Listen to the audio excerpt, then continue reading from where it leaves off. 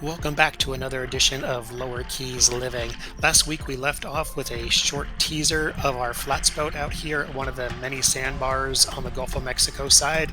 We love these sandbars, and these are a primary reason we were shopping for a shallow draft boat for easy access to these locations. Today we're going to take you for a walkthrough and show you the list of things that were must-haves on our flats boat and some of the features this boat has. And we're also going to take you along for some rides and show you the different things that we do with our flats boat. So we hope you enjoy this week's video. So let's jump into what we were looking for in a backcountry Gulf of Mexico boat.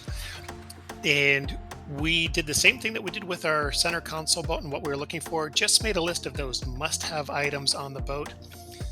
First was shallow draft, something under 10 inches. That's going to allow us to get into just about every place we could possibly access in places that we wanted to go. So that shallow draft was number one on our list. Number two, no fixed T-top or fixed bimini top. And you'll see in a video here in a few moments, living on Cudjoe Bay, to access the Gulf side, we go under the bow channel bridge, which is really low, and you're not going to get in under there with a fixed T-top or fixed bimini top on your boat. Two, we wanted room for the entire family. We're 4 people in the family plus 4 dogs, and we all love going out to the beaches, the sandbars on the Gulf side. So the size and the space and comfort on the boat was another key factor. Also, we wanted a newer engine. In the last video, we talked about some of the problems we've encountered with the older Mercury Optimax engines on the center console. So we wanted something new, something with very few hours on it that we could depend on, especially in a single engine boat. Two, we wanted something with a power pole. If you don't know what those are, we'll show you, but the power pole is essentially locks that boat in place without having to throw an anchor over. It's a nice quick way to fix your position in shallow water. And here's what we ended up with. This 19-foot Dolphin flats boat, set up exactly how we wanted it. So it has a 2006 hull, 100% fiberglass, has a 2020 Evinrude E-Tech 200 horsepower engine. Yes, people will say Evinrude is out of business, but they are not out of business. It's their company manufactures off-road vehicles and a number of other products. They contracted Mercury to maintain and provide parts for these engines, so this engine is still under warranty. It has a 7-inch draft, which gets us anywhere we want to go. And it does have the power pole. And again, we'll show you that operation here in a few moments. And it also has a jack plate. Wasn't something we were especially looking for, but it does have that on there. And the jack plate is not a tilt on the engine, but it lifts the engine straight up and down to give you an even shallower draft and lift that engine so you can still use the engine, but in even shallower water. And one thing, we weren't initially looking for this, but this boat has these bucket seats on it.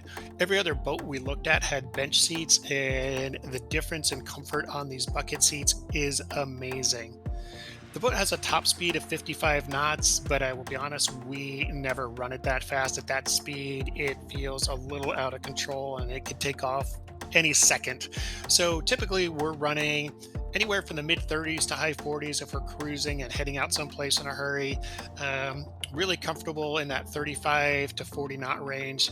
So that is a quick introduction. Now we're just going to take you out on the water, show you some of the things that we do with this boat. All right, let's do a quick walkthrough of our flats boat.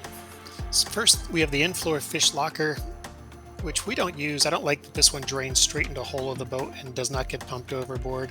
This is a large dry locker for our supplies for trips out on the water. It also has battery storage for the trolling motor and the fuel tank. This is the fuel fill port, which we had fuel delivered to the house today, so just tightening that up. Anchor locker up front. And then also there is a mount for the trolling motor on the front of the boat. And on each side of the boat, there's storage for 5 rods on each side for a total of 10 rod storage. These clips are for the pole for poling, and there's a series of those that run down the side of the boat. This is the boat center console. The instruments are digital, part of the whole Evinrude engine package. The throttle is all fly-by-wire. We've got the large bracket there that holds our navigation tablet. This is the under-seat storage. We keep our safety gear, life jackets, and then various toys and stuff that we take out on the water with us. Behind the seats, there are two live wells, one small one here in the center,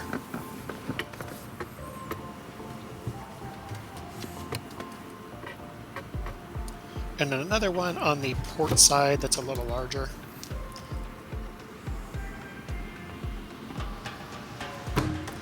And then on the starboard side, there's access for the power pole hydraulics, the engine oil reserve tank, the battery selector switch, plus the fuel water separator is in there.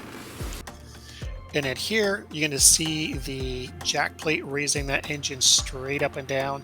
Gives us an extra 6 inches of draft with the engine raised all the way up. This, again, this is not the engine trim or tilt. This is strictly raising the engine straight up and down. And then just the power pole in operation.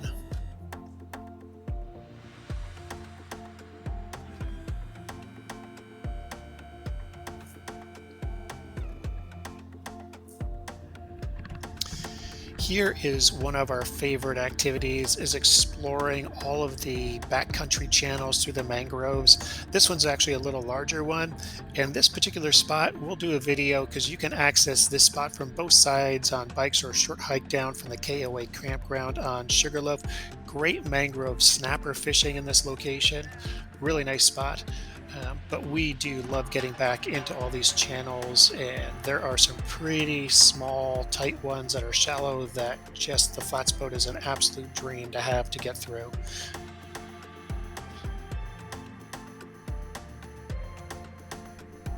As I mentioned earlier, one of our favorites is coming out to the sandbars. We typically get out here early in the day, bringing the dogs. It seems like the Keys people like to sleep in because we get out here fairly early and typically have these to ourselves, up till 11 o'clock in the morning, noon.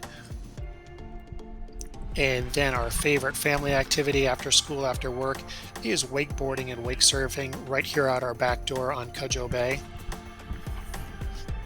Something our whole family does. We're a family of surfers. We just love being out of the water. So don't get a lot of surf here in the Keys, and we'll cover where we do go surf down here in another episode. But in between surfing, we are out wakeboarding and wake surfing on a fairly regular basis. And of course, one of the all-time favorite things we do out here is to take the boat out and just enjoy the beautiful sunsets over the oceans out here in the Florida Keys. In fact, we're going to jump over and just let you enjoy the final minute of what turned out to be a beautiful sunset on this particular evening.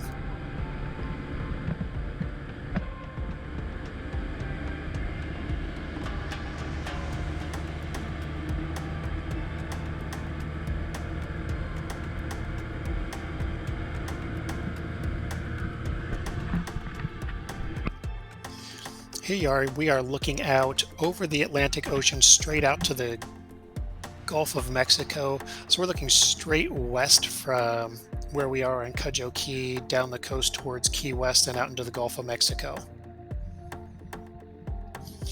Thanks for joining us on this episode. Please click like and subscribe, and we're going to take you out to more locations and give you exactly how to get to each spot that we go to, so you have some ideas of places to go, things to do that might be off the beaten path, and give you a jump start on enjoying your vacation or your move to the Florida Keys.